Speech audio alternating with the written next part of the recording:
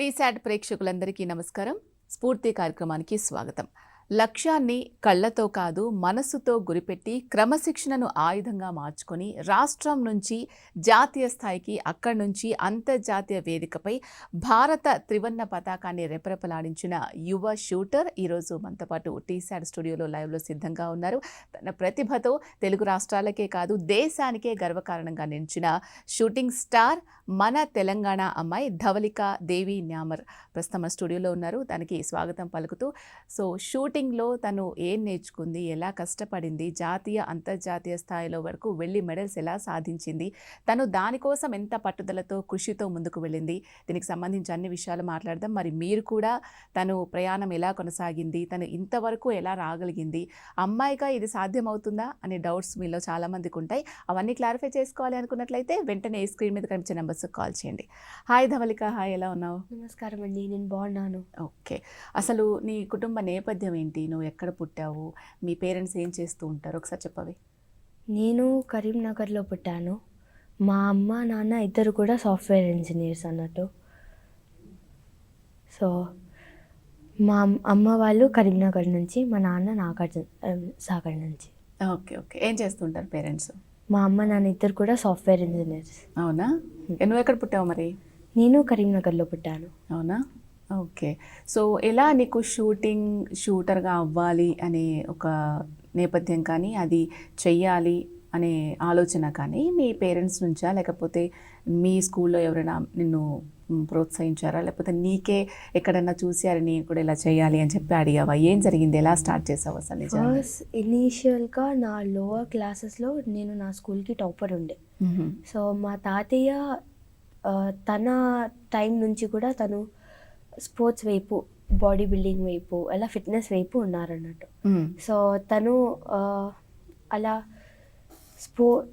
Studies మీద concentration పెంచేలాగా ఉండే ఒక స్పోర్ట్ కమ్ ఫిట్నెస్ని కూడా మెయింటైన్ చేసేలాంటిది అనేది ఏదైనా ఉంది ఏమో అని మా నాన్న వెతికారన్నట్టు.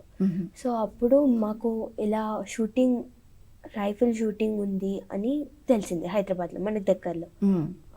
సో అక్కడికి వెళ్ళి చూశాక అక్కడ మాకు డేనియల్ సార్ ఇంకా వినోద్ సార్ పరిచయం అయ్యారు. సో వాళ్ళని చూశాక ఒకసారి అది ట్రై చేయమని అన్నారు. సో అది ట్రై చేశాక వాళ్ళు దీన్ని చాలా బాగా చేస్తుంది, ఇది చాలా బాగా చేయగలదు అని చెప్పేసి ఫ్యూచర్లో ఇంకో మంచి పేరు తీయగలదు అనే నమ్మకంతో వాళ్ళు మా నాన్నని అన్నారు. సో అది చేశాక దాని మీద ఇష్టం పెరిగి అది ఇంకా ఇప్పుడు కెరియర్గా ఎంచుకున్నాను. అవునా? ఏ ఇయర్లో స్టార్ట్ చేసావు నువ్వు? నీకెంత ఏజ్ ఉన్నప్పుడు? ఏ క్లాస్ చదువుతున్నావు అప్పుడు? నేను అప్పుడు 8th క్లాస్ చదువుతూ ఉండే. ఓకే. సో 8th బిగినింగ్ అప్పుడు అలా స్టార్ట్ చేశాను. ఇప్పటికీ అరౌండ్. ఇప్పుడు ఏం చేస్తున్నావు? ఇప్పుడు నేను ఇంటర్ ఫస్ట్ ఇయర్ చదువుతున్నాను. కృష్ణవేణి ఇస్టా రామయ్య వాళ్ళ కాలేజ్లో చదువుతున్నాను. Okay okay. సో నీ స్టార్టింగ్ స్టేజ్లో 8th క్లాస్లో స్టార్ట్ చేశాను అన్నావు కదా, నీకేం తెలియదు అసలు. సో ఫస్ట్ అసలు నువ్వు అక్కడికి వెళ్ళిన తర్వాత నీకు ఏ ఇన్స్టిట్యూట్లో జాయిన్ అయ్యావు ఫస్ట్ అసలు? నేను ఫస్ట్ నుంచి కూడా గన్ ఫర్ గ్లోరీ షూటింగ్ అకాడమీలోనే జాయిన్ అయ్యాను. ఓకే. సో అక్కడ డేనియల్ సార్ ఫస్ట్ నాకు పరిచయం అయ్యారు. సో తను ఇలా షూటింగ్కి నన్ను షూటింగ్ని నాకు ఇంట్రడ్యూస్ చేశారు. ఓకే. సో ఆ తర్వాత ఫస్ట్ దాంట్లో ఫౌండేషన్ కోర్స్లో మనకి అన్ని రకాల వెపన్స్ ఇచ్చి ట్రై చేయమని అడుగుతారు. లైక్ ఎందులో అయితే నువ్వు బాగా చేస్తున్నావో దాన్ని నీ ఫ్యూచర్గా తీసుకోవడానికి. సో దాంట్లో అన్నీ బాగా చేయడం వల్ల వినోద్ సార్ నీకు నచ్చింది తీసుకో, ఎందుకంటే నువ్వు అన్నిట్లో బాగున్నావు అనుకుంటున్నారు. జనరల్గా ఎన్ని వెపన్స్ ఉంటాయిరా? జనరల్గా ఫస్ట్ ఎయిర్ వెపన్స్ నుంచి స్టార్ట్ చేస్తారు, అంటే 10 meters అనమాట. ఓకే. సో 10 metersలో ఎయిర్ పిస్టల్ ఉంటుంది, ఎయిర్ రైఫిల్ ఉంటుంది, 2 ఉంటాయి అన్నమాట. తర్వాత ఇంకా ఎన్ని రకాలు ఉంటాయి దాంట్లో? 10 metersలో 2 ఉంటున్నాయి. సో 10 meters కాకుండా 25 meters, 50 meters, స్ట్రాప్స్, కీట్ ఇలాంటివన్నీ కూడా ఉన్నాయి అన్నట్టు. సో నేను 10 metersతోని స్టార్ట్ చేసి 50 meter రైఫిల్ అయితే 50 meter రైఫిల్లో ప్రోన్ అని ఉంటుంది, 3 positions అని ఉంటుంది. సో నేను 10 metersతో స్టార్ట్ చేసి ఆ తర్వాత ప్రోన్ నెక్స్ట్ ఇయర్ స్టార్ట్ చేశాను. ప్రోన్ తర్వాత ఇయర్ 3Pతోనే స్టార్ట్ చేశాను. ఓకే. సో మీ సార్ చూస్ చేసుకోమన్నప్పుడు నువ్వు ఏది చూస్ చేసుకున్నావు? ఏది బెస్ట్ అని నీకు అనిపించింది? అండ్ వాళ్ళు సజెస్ట్ చేసింది ఒకటి ఉంటుంది, మనకు సెల్ఫ్గా మనకు అనిపించింది ఒకటి ఉంటుంది. నేను దీంట్లో అయితే పర్ఫెక్ట్గా ఉన్నాను, ఇది నాకు పర్ఫెక్ట్, ఇది కరెక్ట్గా నాకు సెట్ అవుతుంది, నేను దీంట్లో అయితే గోల్ రీచ్ అవ్వగలుగుతాను అని చెప్పేసి నీకు ఎప్పుడు అనిపించింది, దేంట్లో అనిపించింది? ఫస్ట్ అయితే స్టార్ట్ చేసేటప్పుడు ఎవరికైనా కానీ ఎయిర్ వెపన్సే ట్రై చేయమని ఇస్తారు స్టార్టింగ్లో. సారీ, ఎందుకు అంటే 50 మీటర్స్వి ఫైర్ ఆర్మ్స్ అన్నట్టు. సో ఇది 10 మీటర్స్తోని స్టార్ట్ చేసేటప్పుడు నాకు ఎయిర్ పిస్టల్ ఇంకా ఎయిర్ రైఫిల్ ఇచ్చారు. సో రెండు కూడా బాగా చేయడం వల్ల వినోద్ సార్ నీకు నచ్చింది చూస్ చేసుకోవచ్చు అనుకుంటున్నారు. సో అప్పుడు నేను మా నాన్న ఆలోచించి ఎయిర్ రైఫిల్ బాగుంది, ఎయిర్ రైఫిల్ తీసుకుందామని అప్పుడు రైఫిల్ తీసుకున్నాను అన్నట్టు. ఓకే. సో అది అక్కడ ఇంకా స్టిక్ ఆన్ అయిపోయావు, ఎయిర్ రైఫిల్ అయితే బాగుంటుంది అని చెప్పేసి. సో ఎయిర్ రైఫిల్ అంటే ఏంటి అండ్ నీ షూటింగ్ ఎలా ఉంటుంది, దానికి ప్రాక్టీస్ ఎలా స్టార్ట్ చేసావు ఒకసారి చెప్పు.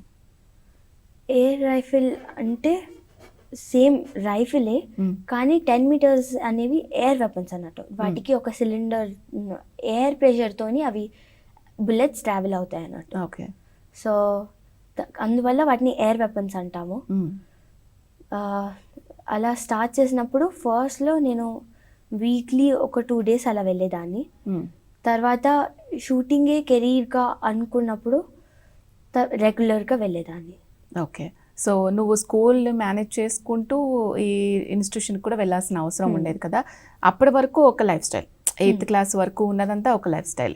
ఈ షూటర్గా నువ్వు కెరియర్ చూస్ చేసుకోవాలి అనుకున్నప్పుడు ఇదొక లైఫ్ స్టైల్. అటు స్టడీస్ చదువుకోవాలి, అక్కడ డిస్టర్బెన్స్ అవ్వద్దు, ఇటు షూటింగ్ మీద కూడా కాన్సన్ట్రేషన్ ఉండాలి. ఎలా ప్లాన్ చేసుకున్నావు, ఎలా ఉండేది నీ లైఫ్ స్టైల్ అంతా కూడా, అప్పటి నుంచి ఎలా మారిపోయింది? సో అప్పుడు నేను ఇంతకు ముందుగా విజ్ఞాన్ స్కూల్లో చదువుకున్నాను 10th grade వరకు. ఓకే. సో అక్కడ పద్మావల్లి మ్యామ్, తను మా ప్రిన్సిపల్ అన్నట్టు. తను నాకు చాలా సపోర్ట్ చేశారు. తన సపోర్ట్ వల్లనే అన్నీ మేనేజ్ అయ్యాయి అన్నట్టు. ఓకే. సో స్కూల్కి వెళ్ళినప్పుడే వాళ్ళు నాకు మొత్తం ఇంట్లో చదువుకునే పని లేకుండా స్కూల్లోనే మొత్తం నేర్పించేవాళ్ళు. స్పెషల్ కేర్ తీసుకొని నాకు సపరేట్గా చెప్పేవాళ్ళు. సో తను అలా హెల్ప్ చేయడం వల్లనే ఇది స్టడీస్ ఇంకా షూటింగ్ మేనేజ్ అయింది ఒక విధంగా. అవునా?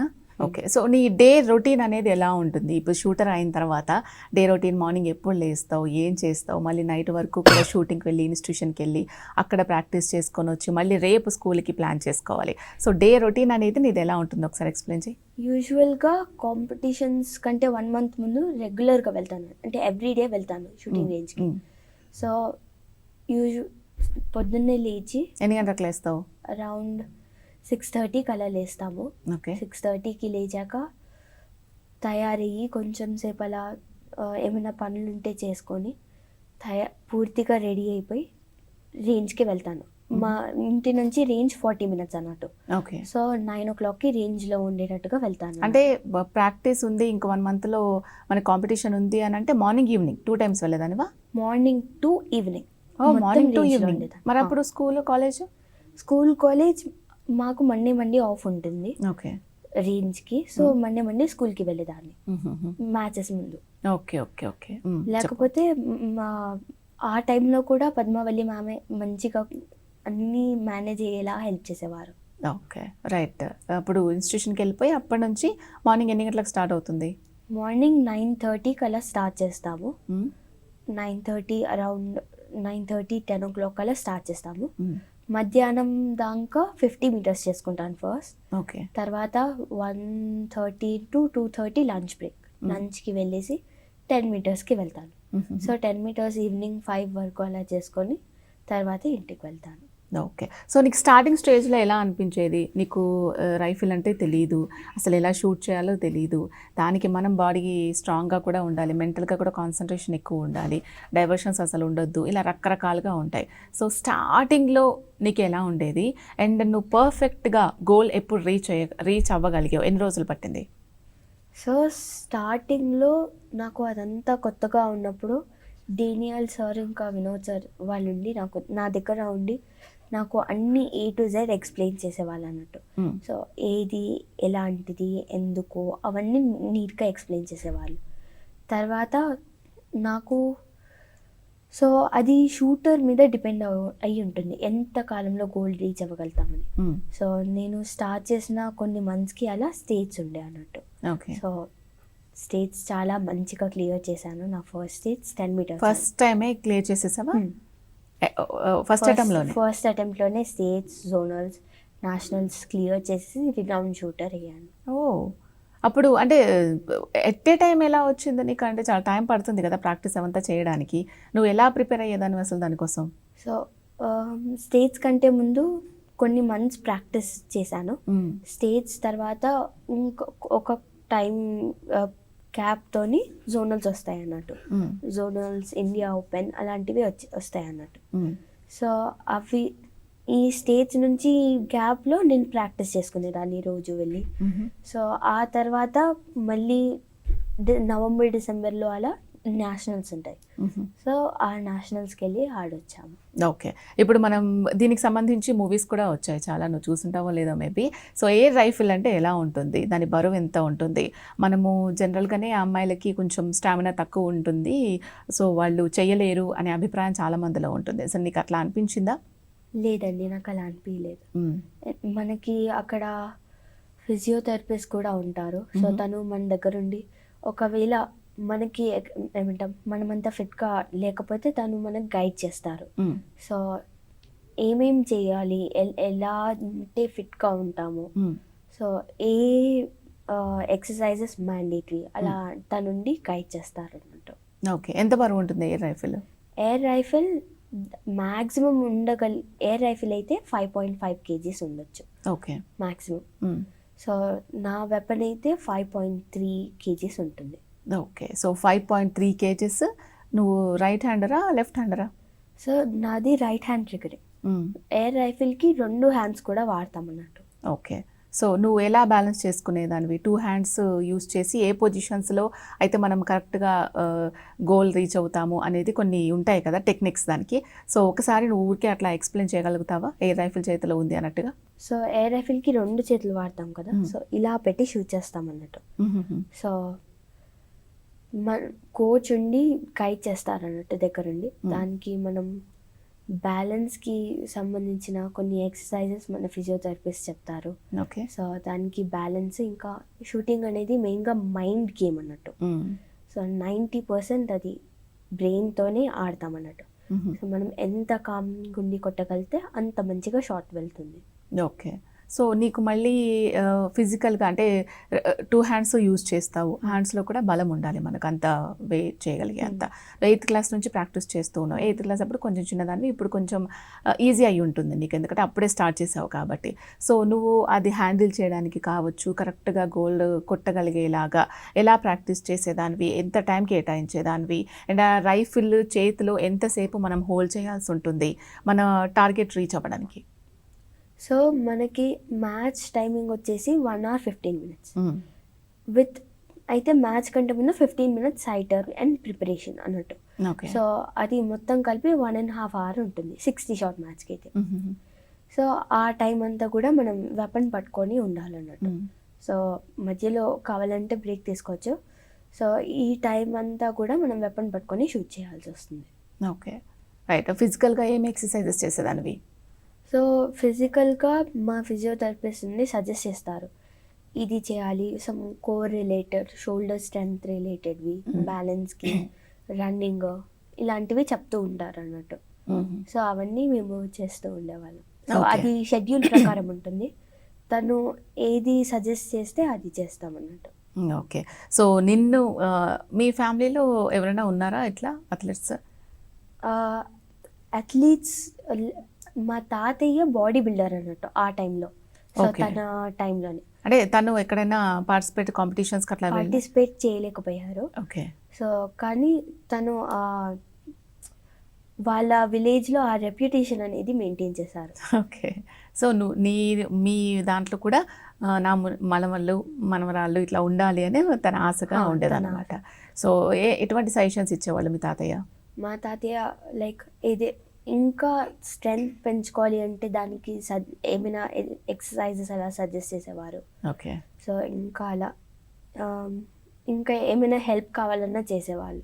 ఓకే. సో, ఈ రైఫిల్ షూటింగ్‌లో ఎప్పుడైనా కష్టం అనిపించిందా? చాలా టఫ్, గోల్ చేయలేకపోవడం కానీ, కాన్సంట్రేషన్ సరిగా ఉండలేకపోవడం, వెపన్ సరిగ్గా లిఫ్ట్ చేయలేకపోవడము, లేకపోతే అసలు వాళ్ళేం చెప్తున్నారో కోచ్ మనకు అర్థం కాకపోవడం, ఇలా ఉంటుంది కదా స్టార్టింగ్ స్టేజ్‌లో. ఆ స్టేజ్ నుంచి ఎలా నువ్వు బయటకొచ్చావు? సో ఆ స్టేజ్ ఫస్ట్‌లో నాకు వాళ్ళు చెప్పేది అంత మంచిగా అర్థం కాకపోయేది. కానీ వినోద్ సార్ నన్ను తన ఓన్ డాటర్ లెక్క చూసేవారన్నట్టు. ఓకే. సో తను మంచిగా దగ్గర కూర్చోపెట్టుకొని అది ఇలా కాదు, ఇలా అని చాలా డీటెయిల్‌గా ఎక్స్‌ప్లెయిన్ చేసేవాళ్ళు. ఓకే. సో నాకు అంత ప్రాబ్లమాటిక్‌గా అనిపియలేదు. అవునా? ఓకే. ఒక్కసారి మెడల్స్ ఉన్నాయి కదా! నీవి చూద్దాము. అవి ఎక్కడ తీసుకున్న మెడల్స్ ఇవి? ఏమేమి మెడల్స్ అవి ఇవి ఎక్స్‌ప్లెయిన్ ఏమో చేస్తారా? నేను 50 మీటర్స్‌లో సౌత్ జోన్‌లో తెచ్చుకున్న మెడల్స్. ఓకే. సో అవి ఈ సిల్వరా? అన్నీ సిల్వర్. అన్ని సిల్వరా? అవి కొంచెం బ్లాక్ అయిపోయినాయి. ఓకే. 4ఆ? అవి ఏ ఇయర్‌లోవి?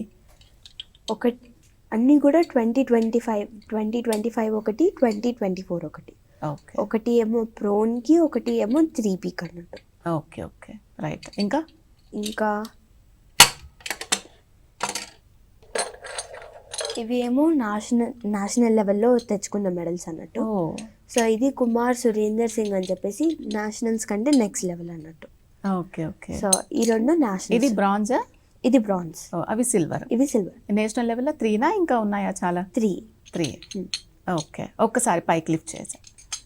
ఓకే. ఇది బ్రాంజ్, సిల్వర్ 2. నిజంగా చాలా గ్రేట్ రా. నేషనల్ లెవెల్ వెళ్ళినప్పుడు ఎక్కడైనా టఫ్ అనిపించిందా? అసలు అక్కడ ఉన్న వాళ్ళని చూసే మనకు కొంచెం భయం వేస్తూ ఉంటుంది కదా! సో, అప్పుడు ఎలా డీల్ చేసావు? సో అప్పుడు ఎంత కామ్గా ఉండగలిగితే అంత కామ్గా ఉండే ప్రయత్నం చేశాను. ఇంకా మా సార్తోని మాట్లాడితే సార్ కొన్ని టిప్స్ ఇస్తారు కామ్గా ఎలా ఉండాలి అని. సో ఆ టిప్స్ ఫాలో అయ్యి కొంచెం కామ్గా ఉండి ఆడాను. ఓకే. నేషనల్ లెవెల్‌లో ఫస్ట్ టైం వెళ్ళగానే వచ్చిందా అవి? లేకపోతే 2, 3 అటెంప్ట్స్‌కి? ఇది ఫస్ట్ టైం ప్రోన్లో ఆడినప్పుడు వచ్చిన మెడల్. ఇది ఫస్ట్ టైం 3P ఆడినప్పుడు వచ్చిన మెడల్. ఓకే. సో ప్రోన్లో ఒక నేషనల్స్ ప్రోన్లో ఆడాను. 3Pలో ఇప్పటివరకు ఒకటి నేషనల్స్ ఆడాను. ఓకే. ఓకే. అంటే ఇప్పుడు 1 year బ్యాక్ అలా స్టార్ట్ చేశాను 3P. ఓకే. సో ఒకటే నేషనల్స్ అయింది ఇప్పటి వరకు. ఇప్పుడు ఈ ఇయర్ ఈ క్యాలెండర్ ప్రకారం ఇంకో నేషనల్స్ రాబోతుంది. ఇప్పుడు రాబోతుందన్నమాట. ఓకే. సో ఇవి? ఇవి ఏమో ఏషియన్ ఛాంపియన్షిప్లో ప్రోన్లో వచ్చిన మెడల్స్ అన్నట్టు. ఒకటి ఏమో ఇండివిజువల్గా వచ్చింది, ఒకటి ఏమో టీంలో వచ్చింది. అవునా? అంటే టీమ్ వైస్ కూడా ఆడతారా? ఎలాగా? టీమ్ వైస్ ఎలా ఆడతామంటే సో మన మ్యాచ్ని మన టీమ్మేట్స్తో పాటు యాడప్ చేసి టోటల్ స్కోర్ని మిగతా టీమ్స్తోని కంపేర్ చేసి గోల్డ్ మెడల్ ఇస్తారు. ఒక టీంలో ఎంతమంది ఉంటారు? ఒక టీంలో 3 members ఉండొచ్చు. ఓకే. సో నీతో పాటు ఉన్న కొలీగ్స్ అనాలా, ఫ్రెండ్స్ అనాలా, వాళ్ళతోటి కోఆర్డినేషన్ ఇంపార్టెంటా? అది మనం రెగ్యులర్గా మ్యాచ్ ఆడతాం కదా, సో అలానే మ్యాచ్ ఆడతాము. సో మన స్కోర్ని మిగతా టీమ్మేట్స్తోని యాడప్ చేస్తారన్నట్టు. సో సమ్అప్ చేసి ఆ టోటల్ స్కోర్ని మిగతా టీమ్స్తోని కంపేర్ చేస్తారు. ఓకే. నువ్వు సింగిల్గా షూటర్గా ఉండడము, టీంలో షూటర్గా ఉండడము, దీంట్లో కూడా చాలా రకాలు చెప్తూ ఉన్నావు కదా. సో ఎన్నైనా మనం చేయొచ్చా? అంటే లైక్ మనం ఇండివిజువల్గా ఆడొచ్చు, అట్ ది సేమ్ టైం టీంలో కూడా ఆడొచ్చు. ఓకే. సో టీంతో ఆడేటప్పుడు ఏంటి బెనిఫిట్స్, ఇండివిజువల్గా ఆడేటప్పుడు ఏంటి బెనిఫిట్స్? టీంతో ఇండివిజువల్గా ఆడేటప్పుడు మన స్కోర్కి మనకు సపరేట్గా మెడల్ వస్తుంది. మనకి సింగిల్గా మనం కొడితే మనకే వస్తుంది ఒక్కదానికి అంతే. ఓకే. సో టీంతో ఆడినప్పుడు వాళ్ళు ఒకవేళ మనం మంచిగా పర్ఫామ్ చేయలేకపోయినా వాళ్ళు మంచి పర్ఫామ్ చేసినా కానీ అందరికీ కలిపి మెడల్ వస్తుంది. ఓకే. సో అది టీం వర్క్ లెక్క. ఓకే. నీతో పాటు ముగ్గురం అమ్మాయిలే. ఓకే. సో వాళ్ళతో పాటు కోఆర్డినేషన్ ఎంత ఇంపార్టెంట్? టీం వర్క్ అంటే ఇలా చేయాలి, ఎలా చేయాలని చెప్తూ ఉంటారు కదా. సో మీరు ముగ్గురు ఎలా ప్లాన్ చేసుకునేవాళ్ళు? షూటింగ్లో టీం అంటే అలా ఉండదు. మిగతా స్పోర్ట్స్ లెక్క ఒక టీం కోఆర్డినేషన్ తో ఆడడం అంత ఉండదు. సో ఇది ఎలా అంటే మనం ఇండివిజువల్ మ్యాచే మన మ్యాచ్ మనం ఆడతాం అన్నట్టు. సో అట్ ద ఎండ్ అన్ని ముగ్గురు ప్లేయర్స్వి కూడా టీమ్ స్కోర్స్ సమ్అప్ అవుతాయి. ఓకే. సో నువ్వు ముందు స్టార్ట్ చేసినప్పుడు ఫ్యామిలీ సపోర్ట్ అనేది ఎలా ఉండేది? ఎట్లాగో మీ ఫ్యామిలీ వాళ్ళే తీసుకెళ్లారు. కానీ ఒకసారి తీసుకెళ్ళిన తర్వాత అక్కడ సాధ్యాలన్నీ చూసిన తర్వాత అండ్ మనం ఎకనామికల్‌గా చాలా స్ట్రాంగ్‌గా ఉండాలి. అండ్ మనం ఇటు చదివిపించుకోవాలి, ఇటు పెట్టాలి. ఎవరికైనా కొంచెం ఎక్స్‌ట్రా బర్డెన్ లాంటిదే. సో అవన్నీ కూడా మీ ఫ్యామిలీ ఎలా సపోర్ట్ చేసింది నీకు? సో మా ఫ్యామిలీ నేను ఇది కెరీర్గా ఎంచుకున్నప్పుడు మా నాన్న నేను దీని మీద కాన్సన్ట్రేట్ చేయగలను అని చెప్పేసి నా నాకు ఇది సూటబుల్ స్పోర్ట్, మంచి స్పోర్ట్ అని చెప్పేసి మా నాన్నకు కూడా అనిపించింది. సో దానివల్ల మా నాన్న చాలా సపోర్ట్ చేశారన్నట్టు. సో ఎప్పుడైతే మ్యాచ్ ఉంటుందో మ్యాచ్ కంటే ముందు చాలా పీస్ఫుల్ ఎన్విరాన్మెంట్ మెయింటైన్ చేయడము, తర్వాత నన్ను మ్యాచ్కి తీసుకురావడము, అవన్నీ కూడా వాళ్ళు చాలా హెల్ప్ చేశారు. అవునా? ఓకే. సో ఒక్కసారి గోల్డ్ మెడల్ ఒకసారి మా వాళ్ళకి చూయించే, ఎందుకంటే వాళ్ళకి కూడా కొంచెం ఇన్స్పిరేషనల్గా ఉంటుంది. సో గోల్డ్ సాధించడం అనేది మామూలు విషయం కాదు. సో ఇది గోల్డ్ మెడల్ రావడం అనేది నిజంగా ది బెస్ట్. సో నీకు ఎలా అనిపించింది? ఒకసారి చూపిస్తూ చెప్పు, ఎక్స్ప్లెయిన్. సో ఇది ఏషియన్ ఛాంపియన్షిప్లో వచ్చింది అన్నట్టు. సో నా గోల్డ్ మెడల్ రావడం చాలా సంతోషంగా. ఎక్స్పెక్ట్ చేసావా అసలు గోల్డ్ మెడల్ వస్తుందని? లేదు, యాక్చువల్గా ఎక్స్పెక్ట్ చేయలేదు. అంటే ఏమీ ఎక్స్పెక్ట్ చేయకుండా మామూలుగా వెళ్ళి ఆడాం. ఓకే. సో ఆ రోజు ఆ మ్యాచ్ ఉన్న రోజు ఏమైందంటే ఢిల్లీలో ఉండే అన్నట్టు ఏషియన్ ఛాంపియన్షిప్ ఈ సంవత్సరం ఇండియాలో కండక్ట్ చేశారు. ఓకే. లక్కీగా ఇండియానే కాబట్టి ఢిల్లీలోనే ఉంది. సో వెళ్ళాము, అంతా బాగానే ఉంది. సో మ్యాచ్ రోజు చాలా ఎర్లీగానే బయలుదేరాం. సో దాట్ అక్కడ 1 hour ముందుగానే రిపోర్ట్ చేయొచ్చు అని చెప్పేసి. కానీ ఏమైంది, అన్ఎక్స్పెక్టెడ్గా ట్రాఫిక్ వల్ల ఇంకా మెట్రోది ఒక పిల్లర్ కూలిపోయింది అన్నట్టు. అయ్యో. మెట్రో పిల్లర్ కాదు, ఎగ్జాక్ట్గా అది బీమ్ అన్నట్టు. సో చాలా పెద్ద బీమ్ అది కూలిపోయి రోడ్ మీద బ్లాక్ అయిపోయింది. సో ఆ రోజు మేము ఇమీడియట్గా వెహికల్ దిగి సూట్ కేసు ఇంకా వెపన్ పట్టుకొని తన ఊరుక్కుంటూ వెళ్ళిపోయి అక్కడ ముందుకు వెళ్ళి అక్కడ ముందు నుంచి బుక్ చేసుకొని ఆ తర్వాత వెళ్ళేసరికి అక్కడ సైట్ స్టార్ట్ అవ్వబోతూ ఉండే. సో లాస్ట్ మినిట్లో వెళ్ళామన్నట్టు. లక్కీగా కొన్ని డిస్టర్బెన్సెస్ వల్ల అక్కడ 5 minutes డిలే అయిపోయింది. సో దానివల్ల మేము 1 minute ముందర రీచ్ అయ్యామన్నట్టు. సో మొత్తం రైఫిల్ కాబట్టి చాలా సెటప్ పెట్టుకునేది అంతా ఉంటుంది. సో వెపన్ పార్ట్స్ అన్ని అసెంబుల్ చేసుకోవాలి, కిట్ అవన్నీ బయట పెట్టుకోవాలి, అవన్నీ అవ్వాలన్నట్టు. సో టైం చాలా తక్కువ ఉంది. ఇది అన్నీ అయ్యేసరికి కొంచెం టెన్షన్ పడ్డాం అన్నట్టు. అసలు ఫస్ట్ రీచ్ అవుతామో లేదో అనుకున్నా మ్యాచ్ టైం కల్లా, ఆ ట్రాఫిక్ అదంతా అయ్యేసరికి. సో లక్కీగా అంతా అయిపోయి చాలా స్మూత్గా మ్యాచ్ అయిపోయింది. తర్వాత మెడల్ వచ్చింది, అది కూడా గోల్డ్ మెడల్ తట్టు. అందుకు ఇంత బ్యాక్గ్రౌండ్లో ఎంత కష్టపడాల్సి వచ్చిందో. ఒకవేళ ఒక్క నిమిషం లేట్ అయిపోయినా కానీ అసలు మ్యాచ్లో నువ్వు పార్టిసిపేట్ చేసేదానివి కాదన్నమాట ఆ షూట్లో.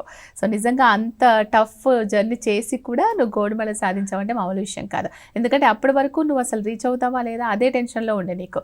అయినా కూడా నువ్వు షూట్ చేయగలిగావు, దట్టు గోల్డ్ మెడల్. ఎలా అనిపించింది అసలు నీకు అప్పుడు? అప్పుడు ఆ కామ్ ఎలా చేసుకున్నావు నువ్వు అంత టెన్షన్లో కూడా? ఫస్ట్ కామ్గా ఒక దగ్గర కూర్చొని బెలీ బ్రీతింగ్ చేశాను. ఆ తర్వాత మా కోచ్తోని ఒక 1 minute ఏమో మాట్లాడాను అనమాట. సో లైక్ టైం అయిపోతుంది కానీ కోచ్తో మాట్లాడితే ఆ సాటిస్ఫాక్షన్ ఉంటుంది. సో మా కోచ్తోని మాట్లాడాను. తర్వాత తనుండి ఏం కాదు ధవళిక, జస్ట్ నీ మామూలు మ్యాచ్ అన్నట్టుగానే నీ రొటీన్ లెక్కనే షూట్ చేయి, ఏముంది జస్ట్ ఆ మ్యాచే ఇక్కడ కూడా ఆడుతున్నావు అంతే కదా అని చెప్పేసి తను నన్ను మోటివేట్ చేశారు. సో ఆ తర్వాత వెళ్ళి మ్యాచ్ ఆడాను. తర్వాత చాలా స్మూత్గా చాలా మంచిగా అయిపోయింది మ్యాచ్ కూడా. సో మంచిగా అయిపోయాక లక్కీగా మెడల్ కూడా వచ్చింది.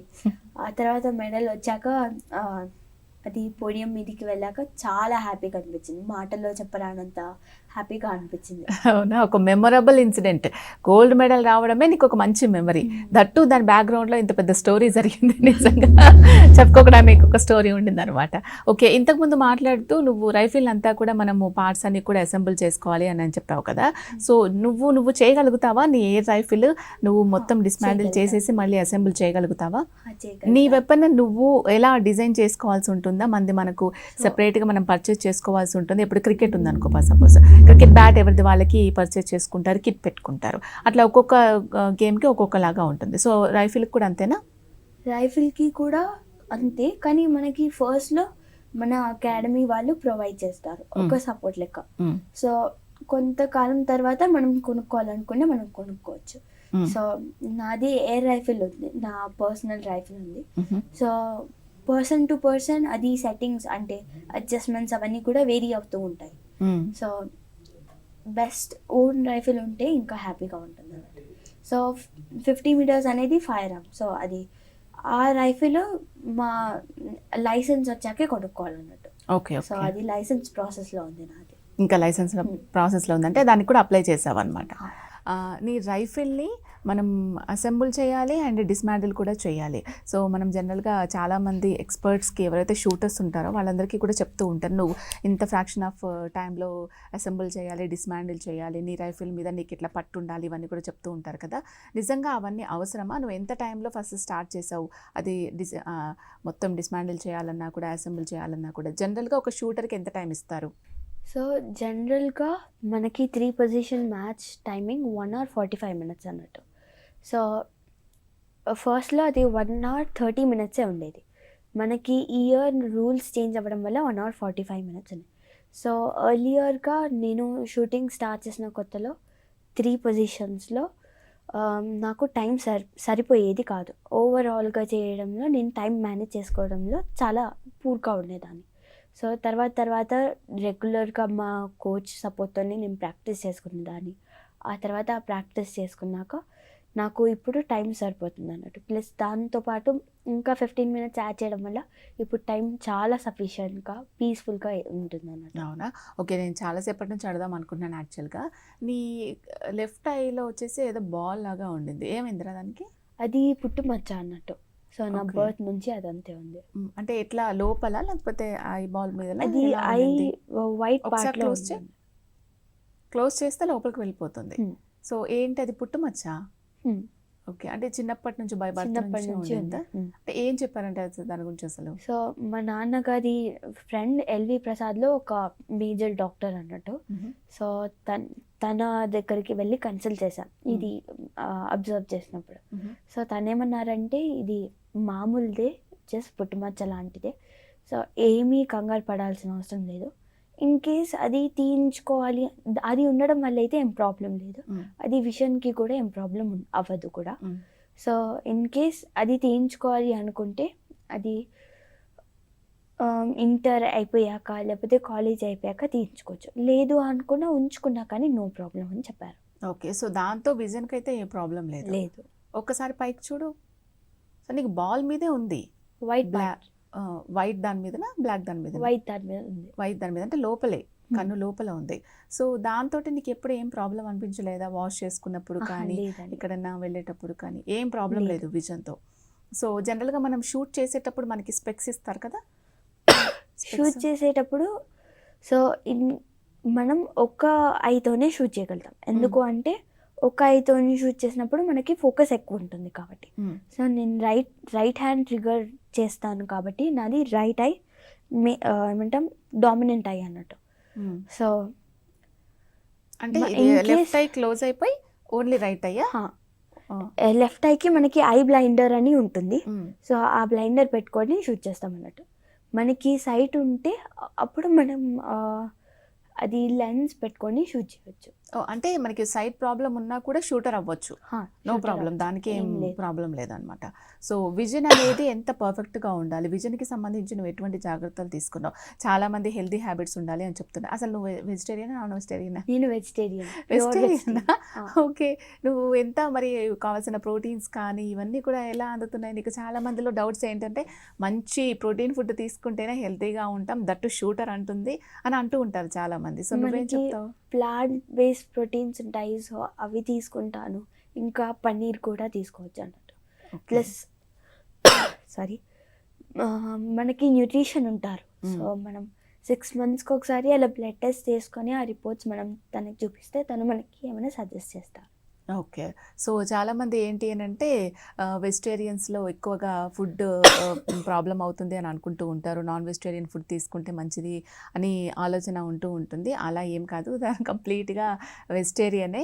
సో, ప్లాంట్ బేస్డ్ ఫుడ్స్‌లో కూడా మంచి ప్రోటీన్‌వి ఉంటాయి. అండ్ ఇంకొకటి ఏంటంటే తనకి ఐ బాల్‌లో కూడా ఒక చిన్న పుట్టుమచ్చ లాంటిది ఉంది. అది మనకు బయట నుంచి చూసే వాళ్ళకి విజన్ ప్రాబ్లమ్ ఉందేమో అన్నట్టుగా అనిపిస్తూ ఉంటుంది.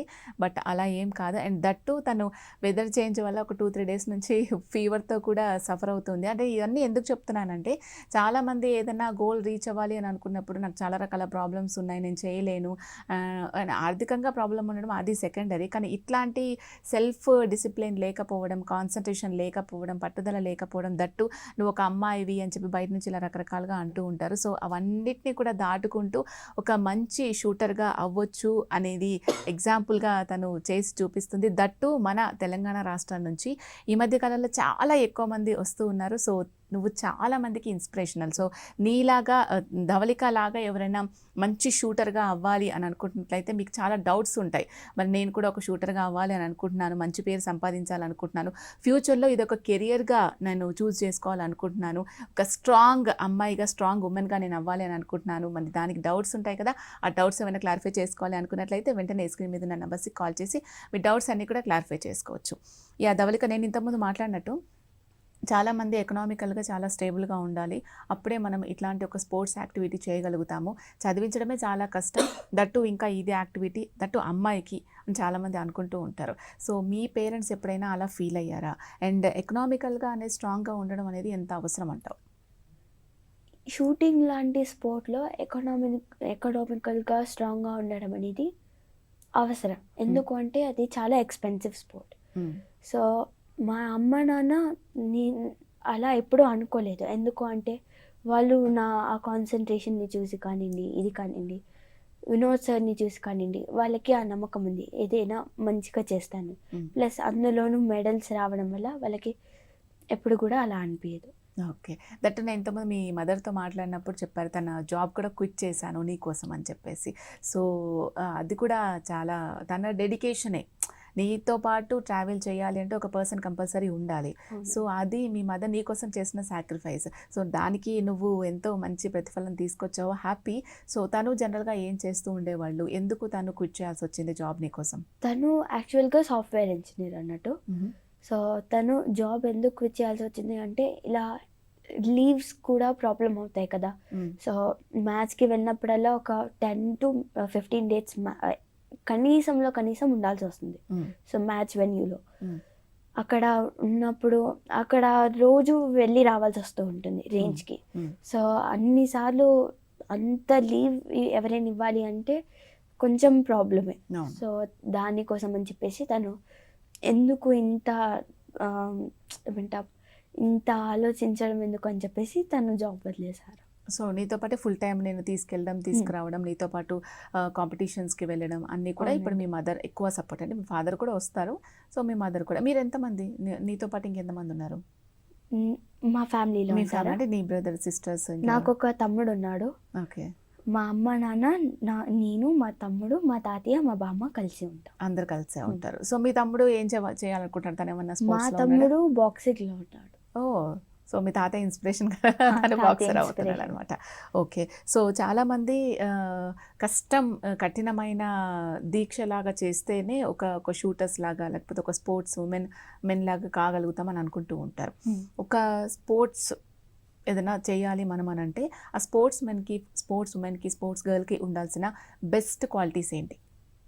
First thing discipline and punctuality. హ్మ్. సో, మనం అవి అలా ఉన్నప్పుడే మనం ఏమైనా చేయగలుగుతాం. హ్మ్. ప్లస్ వాళ్ళు మెంటల్‌గా స్టేబుల్‌గా కూడా ఉండాలి. ఎందుకు అంటే ఏదైనా చిన్న ఏమైనా లైక్ ప్రాబ్లమ్ వచ్చినా, లైక్ మ్యాచ్ అనుకున్నది సాధించలేకపోయినా, వాళ్ళు మంచి ఏమంటాం మెంటల్‌గా స్టేబుల్‌గా లేకపోతే అప్పుడు వాళ్ళు దాన్ని ఫేస్ చేయలేకపోతే తర్వాత ఫ్యూచర్‌లో బాధపడాల్సొస్తుంది. సో, వాళ్ళు మెంటల్‌గా స్టేబుల్‌గా ఉండాలి. పంక్చువల్‌గా ఉండాలి. ఎందుకంటే అథ్లీట్‌కి కంపల్సరీ పంక్చువాలిటీ ఇంకా డిసిప్లిన్. హ్మ్. ఇంకా కోచ్ చెప్పింది చేయాలి. హ్మ్. కోచ్‌ని లైక్ ఆ నమ్మకం ఉండాలి. హ్మ్.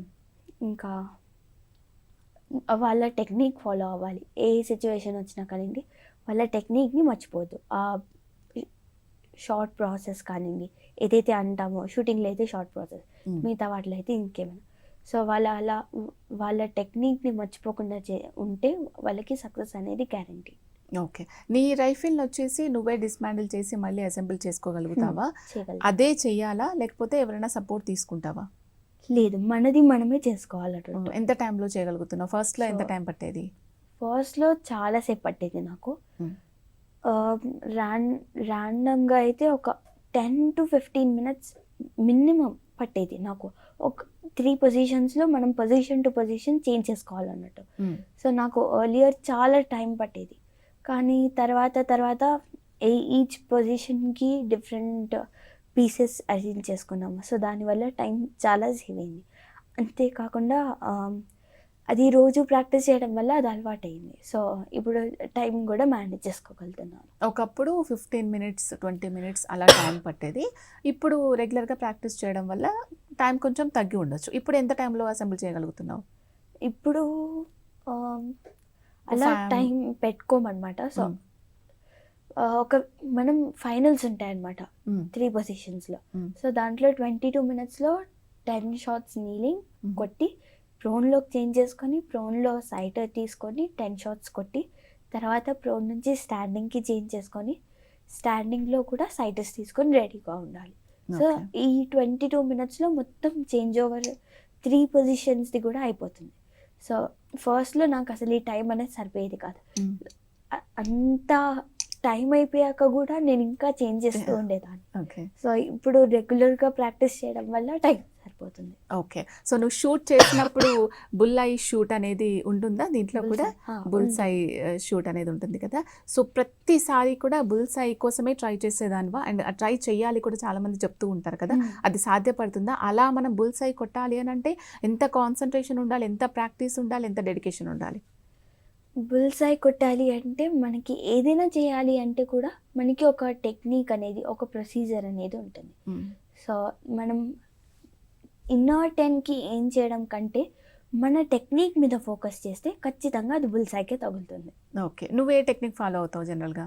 సో నేను మెయిన్గా ఫోకస్ చేసే 2 టాపిక్స్ ఏంటివి అంటే ట్రిగరింగ్ ఇంకా షార్ట్ టైమింగ్ అన్నట్టు. మ్మ్. సో షార్ట్ టైమింగ్లో నేను ఏ తప్పు చేస్తున్నాను అని, షార్ట్ టైమింగ్ సరిగ్గా లేకపోతే తప్పు ఏంటిదో నాకు అర్థమైపోతుంది. మ్మ్. ప్లస్ నేను ట్రిగరింగ్ మీద ఫోకస్ చేస్తాను ఎక్కువ. మ్మ్. ఓకే.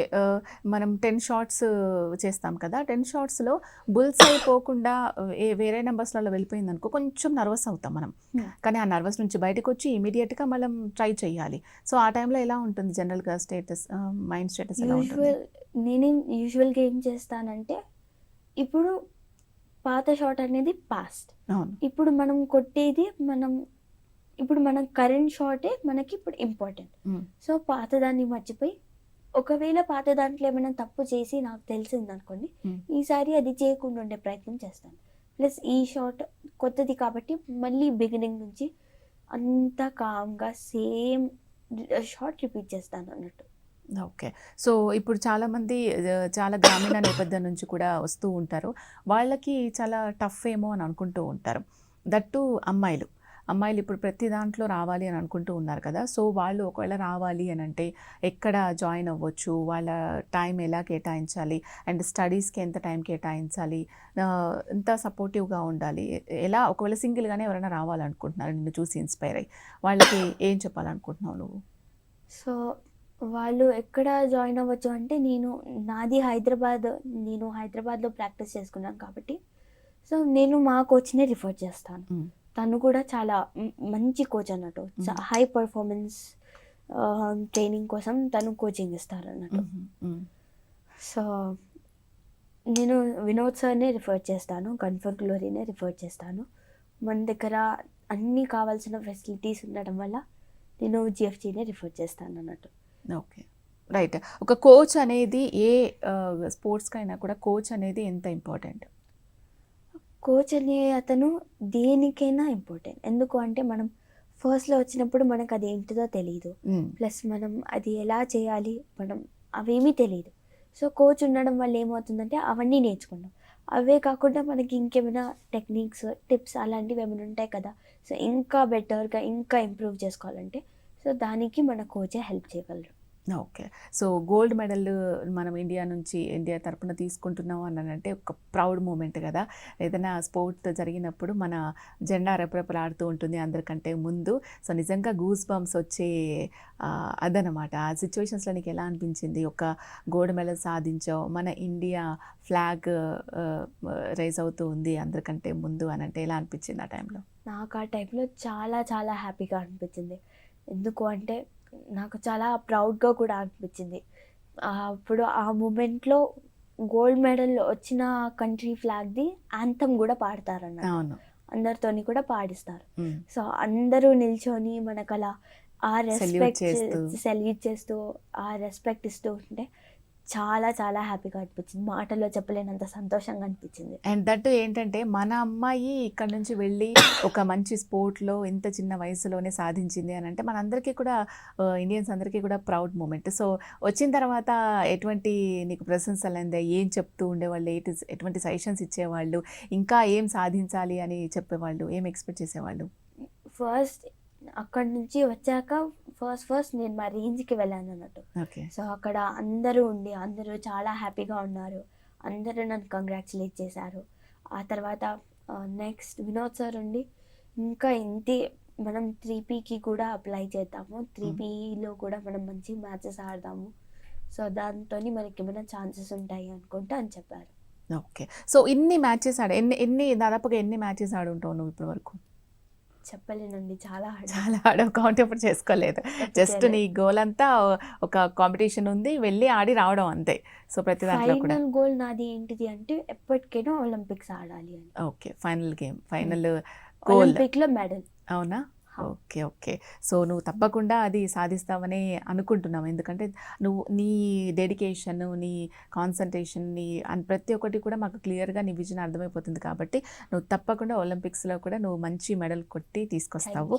సో దానికోసము ఇలా ప్రాక్టీస్ చేసుకుంటూ ఉన్నావు. అండ్ ఇప్పటి వరకు నువ్వు ఆడిన వాటిలలో బెస్ట్ మ్యాచ్ నీకు ఎప్పటికీ గుర్తుండిపోయేది. అంటే నువ్వు ఒక మ్యాచ్ సాధించావు, మెడల్ సాధించావు అన్న దాంతోటి కాకుండా ఇన్ని మ్యాచెస్‌లలో నీకు బాగా గుర్తుండిపోయే మ్యాచ్ ఏది అంటే ఏం చెప్తావు? దేని గురించి చెప్తావు? నాకు బాగా గుర్తుండిపోయే మ్యాచ్ అంటే ఆబ్వియస్లీ ఏషియన్ ఛాంపియన్‌షిప్. ఎందుకంటే అది నా ఫస్ట్ ఇంటర్నేషనల్. ఓకే. ఫస్ట్ దాంట్లో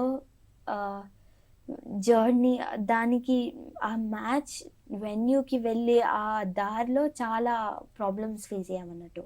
ఓకే. సో లైక్ వెహికల్ ఏమంటాం కొంచెం ట్రబుల్ ఇచ్చింది. అదే కాకుండా చాలా హెవీ ట్రాఫిక్ అన్నట్టు. సో 1 అవర్ ముందు ఉండేలా బయలుదేరినా కానివ్వండి, లాస్ట్ మినిట్ దాకా ట్రాఫిక్‌లోనే ఇరుక్కుపోయాము.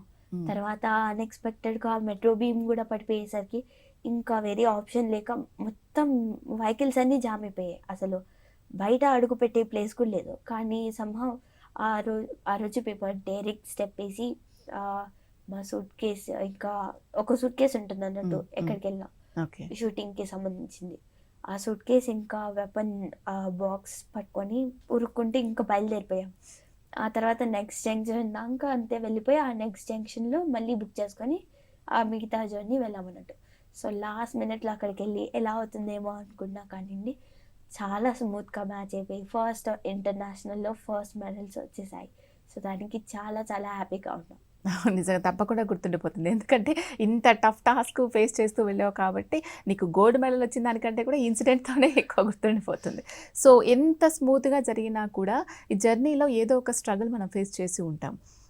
సరిగా ప్రతిసారి కొట్టలేకపోవడం, ఒక్కొక్కసారి ప్రతిసారి మన బుల్స్ ఐ రాకపోయి ఉండొచ్చు, కరెక్ట్ పాయింట్స్ రాకపోయి ఉండొచ్చు, ఫెయిల్ అవుతూ ఉండొచ్చు. సో ఆ టైంలో నువ్వు ఎలా కోపప్ చేసుకునేదానివి? కోపప్ మెకానిజమ్స్ ఏంటంటే మనం మళ్ళీ ఏదైనా ఎప్పుడైనా ఫెయిల్యూర్ అయిపోయినా కానీ మళ్ళీ మనం లేదు ఇలా కాదు ఒకసారి అయిపోయింది పాస్ట్, మళ్ళీ మనం మంచిగా చేయగలుగుతాము అనేది మనం మోటివేట్ చేసుకుంటూ ఉండాలి. ఎలా చేసుకునేదానివి? సో ఆ టైంలో ఎప్పుడైనా వెపన్ ట్రబుల్ ఇవ్వడం అలాంటిది ఏమైనా అవుతే సో ఫస్ట్ థింగ్ కామ్‌గా ఉండి ఆ మ్యాచ్ ఎంత కామ్‌గా పాసిబుల్ అయితే అంత కామ్‌గా మ్యాచ్ ఫస్ట్ అది కంప్లీట్ చేస్తా. సో అప్పుడు ఏమనుకుంటానంటే లైక్ ఓకే, ఇది ఎలాగో నా చేతిలో లేదు. ఎలాగో అది నేనేం చేసినా కానివ్వండి అంతే అవుతుంది. సో నేను నా బెస్ట్ ఇస్తాను. సో అది ఎలా అయినా పర్లేదు. ఫైనల్‌గా నేను హ్యాపీగా ఉంటానని చెప్పేసి నా బెస్ట్ ఇచ్చి తర్వాత రేంజ్కి వెళ్ళాక అప్పుడు అది ట్రబుల్ ఏంటి అది ఏంటిదో ఫిగర్ అవుట్ చేసి దానికి తగ్గట్టుగా మేము చేంజెస్ ఆ సెట్టింగ్స్ అవన్నీ చేసి నెక్స్ట్ మ్యాచ్లో ఇంకొంచెం గట్టిగా కంపీట్ చేస్తాను. ఓకే. సో, టీసాట్ కూడా నీలాంటి చాలామంది యువ స్పోర్ట్స్ గర్ల్స్ కానీ, లేకపోతే చాలామంది స్ఫూర్తి ఇచ్చేవాళ్ళలాగా అంటే ఇన్స్పిరేషన్. ఇప్పుడు చాలామంది ఊళ్ళల్లో కూర్చొని అనుకుంటూ ఉంటారు. అండ్ చాలామంది ఏదైనా సక్సెస్ సాధించాలనుకుంటారు. చేయలేకపోతూ ఉంటారు. వాళ్ళకుండే రీజన్స్ వాళ్ళకుంటూ ఉంటాయి. వాళ్ళకుండే ప్రాబ్లమ్స్ వాళ్ళకుంటూ ఉంటాయి. అయినా కూడా వాళ్ళలో స్ఫూర్తి నింపాలి అనే ఉద్దేశంతోటే నీలాంటి చిన్న పిల్లల్ని, చాలామంది స్ఫూర్తి ఇచ్చే వాళ్ళని తీసుకొస్తూ ఉంటాం. ఇన్స్పైర్ అవుతూ ఉంటారు చాలామంది. సో, నువ్వు టీసాట్ చూస్తూ ఉండేదానివా? నీకెంతవరకు ఉపయోగపడింది టీసాట్ అనేది? టీసాట్ నేను కూడా టీసాట్ చూస్తూ ఉండేదాన్ని. సో దాంట్లో వాళ్ళ ఇన్స్పిరేషనల్ స్టోరీస్ అవన్నీ అవి వినడం ద్వారా నాకు చాలా మంచిగా అనిపించింది. సో ఇంకా వీళ్ళలాగా ఇంకా మంచిగా అవ్వాలి అనే ఆ ఆశ కలిగింది. సో లైక్ చాలా మోటివేటింగ్గా ఉండే అన్నట్టు. ఓకే. సో, ఇప్పుడు నార్మల్ అమ్మాయిలకిను నీలాగా ఒక మంచి పేరు తెచ్చుకొని మెడల్ సాధించిన అమ్మాయిలకి చాలా డిఫరెన్స్ ఉంటుంది. అండ్ మనం చూసే విధానంలో కూడా చాలా మారిపోతుంది. అమ్మాయిలు ఏం సాధించలేరు అని ఇప్పటికీ స్టిల్ అనుకునే వాళ్ళకి నువ్వు ఏం చెప్పాలనుకుంటున్నావు?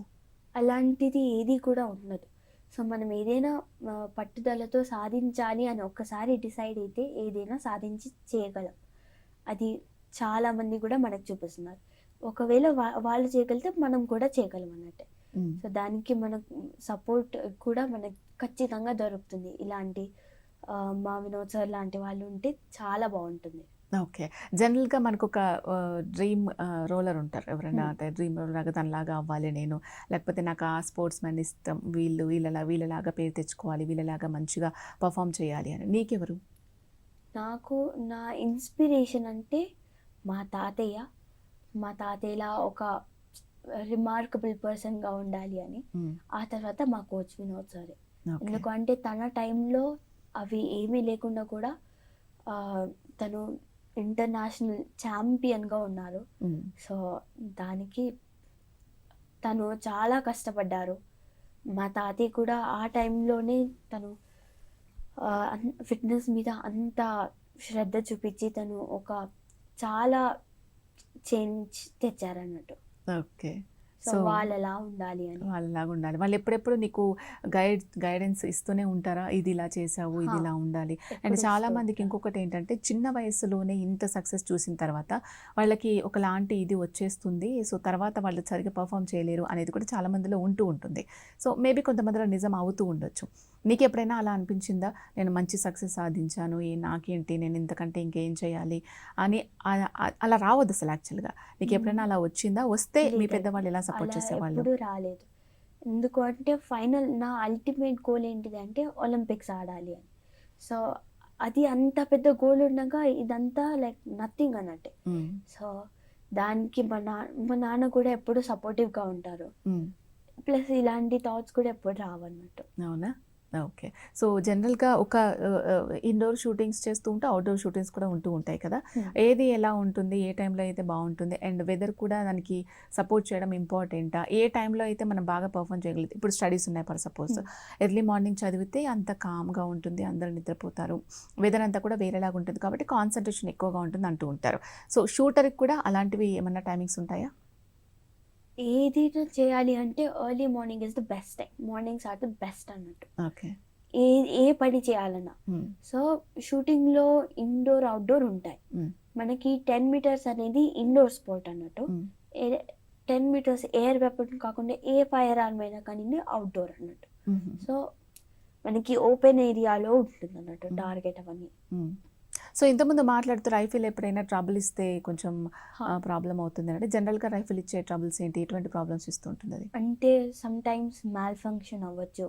లైక్ ఆటోమేటిక్ ట్రిగరింగ్, లేకపోతే ఎంత ట్రిగర్ చేసినా ట్రిగర్ అవ్వకపోవడం, లేకపోతే ఇంకా తెలియని ఇంకేదైనా ప్రాబ్లం అలా ఏదైనా అవ్వచ్చు. ఓకే. సో లైక్ క్లిక్స్ పని చేయకపోవడం, లేకపోతే అవి అయిపోవడం అలా. ఓకే. సో జనరల్‌గా నీ రైఫిల్ ఇంతకుముందు చెప్తూ నువ్వు చాలా ఎక్స్‌పెన్సివ్ స్పోర్ట్స్ ఇదంతా కూడా అని చెప్పావు కదా!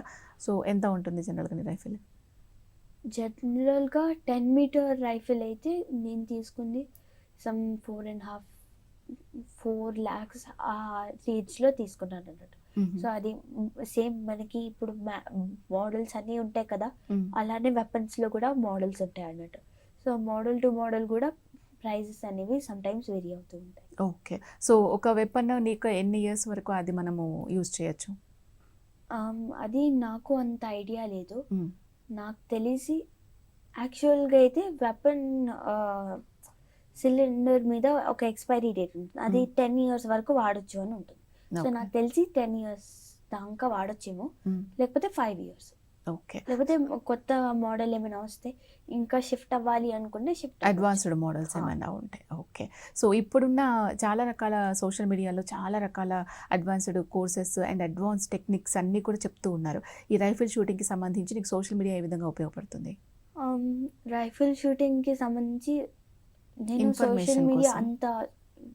అందులో అంత యూజ్ ఇన్వాల్వ్ చేయవా? అవ్వను. ఓకే. సో వాళ్ళ ఒకవేళ చూస్తే లైక్ పెద్ద పెద్ద కోచెస్, ISSF కోచెస్, లేకపోతే పెద్ద పెద్ద షూటర్స్, ఒలింపియన్స్, వాళ్ళందరినీ లైక్ అప్పుడప్పుడు చూస్తూ ఉంటాం. సో వాళ్ళ చెప్పే ఎక్స్పీరియన్సెస్, వాళ్ళ ఫాలో అయిన టెక్నిక్ అది కొన్నిసార్లు ఉపయోగం అవుతుంది. ఓకే. సో నీ ఫ్యూచర్లో నువ్వు ఏం అవ్వాలనుకుంటున్నావు?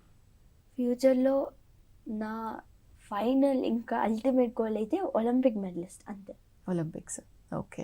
సో అదే కెరియర్గా చూస్ అదే చేసుకోవాలనుకుంటున్నావా? కెరియర్గా చూస్ చేసుకోవాలనుకుంటున్నాను. ఓకే. సో 10th ఎన్ని మార్క్స్ వచ్చాయి? ఇప్పుడు నీకు ఇంటర్లో ఎలా ఉంది నీ పర్ఫార్మెన్స్? ఇంట్రెస్ట్ ఇప్పుడిప్పుడే స్టార్ట్ అయ్యాయి క్లాసెస్. సో 1 month ఏమో అవుతుంది. ఓకే. సో నాకు బాగా అనిపించింది, ప్రోగ్రెస్ స్లోగా ఉంది దో, కానీ పర్లేదు అన్నట్టు. ఓకే. సో 10thలో ఏమో ఏషియన్ ఛాంపియన్షిప్ అయిపోయి ఇక్కడ ల్యాండ్ అయిన రోజు రేంజ్కి వెళ్ళాను. ఆ నెక్స్ట్ డేనే మ్యాథ్స్ ఎగ్జామ్ ఉంది అన్నట్టు. ఓ. సో దానివల్ల అంత మంచిగా పర్ఫామ్ చేయలేదు 10thలో. ఓకే. దానివల్ల మార్క్స్ కూడా అంత మంచిగా లేవు. ఓకే. సో ఇదైతే నువ్వు సాధించావు కాబట్టి హ్యాపీ. అట్లా అని కంప్లీట్గా చదువునైతే పక్కన పెట్టలేదు. సో నీలాగా చాలా బెస్ట్ పర్ఫార్మెన్స్ ఇస్తూ మంచి పేరు సంపాదించాలి, ఇండియాకి ఒక మంచి పేరు తీసుకురావాలి అనుకునే అమ్మాయిలకు అండ్ అబ్బాయిలకు కూడా ఏం చెప్పాలనుకుంటున్నావు ఫైనల్గా? నేను వాళ్ళకి ఎప్పుడు ఒక అథ్లీట్కి సక్సెస్ కావాలి అంటే పంక్చువల్గా ఇంకా డిసిప్లిన్గా ఉండాలి. వాళ్ళ కోచ్ చెప్పింది వినాలి. షూటింగ్ అనేది కొంచెం ఎక్స్పెన్సివ్ స్పోర్ట్. సో దానికి క్వాంటిటీ ట్రైనింగ్ కంటే క్వాలిటీ ట్రైనింగ్ మీద ఎక్కువ ఫోకస్ చేయాలి. లైక్ ఈరోజు ఇంత కొట్టాలి, ఇంత చేయాలి అనడం కంటే ఇవాళ కొంచెం చేసినా కానీ దాని ప్రోగ్రెస్ ఎంత ఉంది అనే దాని మీద ఫోకస్ చేయాలి. లైక్ ఆ రోజుని వేస్ట్ చేయకుండా లైక్ ఎఫెక్టివ్గా వాడాలి. ఓకే. సో ఇప్పటికే నీకు ఆల్రెడీ మెడల్స్ వచ్చేసాయి, దానికే చాలా హ్యాపీ. సో ఒలింపిక్స్లో కూడా నువ్వు మెడల్ కొట్టాలనుకుంటున్నావు, తప్పకుండా కొడతావని మేమందరం కూడా ఎక్స్పెక్ట్ Thank you. చేస్తూ ఉన్నాము. దీనికి కంగ్రాచులేషన్స్ అండ్ దానికి ఆల్ ది బెస్ట్. మన తెలంగాణ అమ్మాయి, మన తెలుగు బిడ్డ ప్రపంచంలో మంచి పేరు సంపాదిస్తుంది, మన ఇండియా పేరుని గొప్పగా తీసుకొస్తుంది అని అంటే చాలా చాలా happy. So all the best దానికోసం. సో మంచి ఇన్స్పిరేషనల్ వర్డ్స్ అన్నీ కూడా చెప్పావు. నీకోసం ఎవరైతే చూస్తూ ఉన్నారో, నిన్ను ఇన్స్పిరేషన్గా తీసుకుంటూ ఉన్నారో, నీలాగా ఎవరైతే కావాలి అని అనుకుంటున్నారో వాళ్ళందరికీ కూడా చాలా మంచి ఇన్ఫర్మేషన్ చెప్పావు. Thank you so much and all the Thank you, best. అక్క. ఓకే. సో చూసారు కదా, ఇలాంటి ఎన్నో కష్టాలు ఉంటూ ఉంటాయి చాలామందికి. మనం చూస్తున్నప్పుడే మనకు తెలిసిపోతూ ఉంటుంది ఇంత స్ట్రగుల్స్ చేస్తూ కూడా వాళ్ళు ఎంత సక్సెస్ సాధిస్తున్నారు అని చెప్పేసి. ధవళిక జర్నీ అనేది చాలా ఇన్స్పిరేషనల్గా ఉంది. సో మీరు కూడా తనని ఇన్స్పైర్ తీసుకుంటూ మంచి స్పోర్ట్ అమ్మాయిగా, ఉమెన్గా, అబ్బాయిగా కావాలి అని అనుకుంటున్నట్లయితే సో ఇదొక మీకు మంచి ఇన్స్పిరేషనల్ స్టోరీ అవుతుంది. ఈ స్టోరీ మీకు నచ్చిందనే మేము ఎక్స్పెక్ట్ చేస్తూ ఉన్నాం. ఇది వాళ్ళ స్ఫూర్తి. మరొక మంచి కార్యక్రమంతో మళ్ళీ కలుద్దాం. అంతవరకు సెలవు. నమస్తే.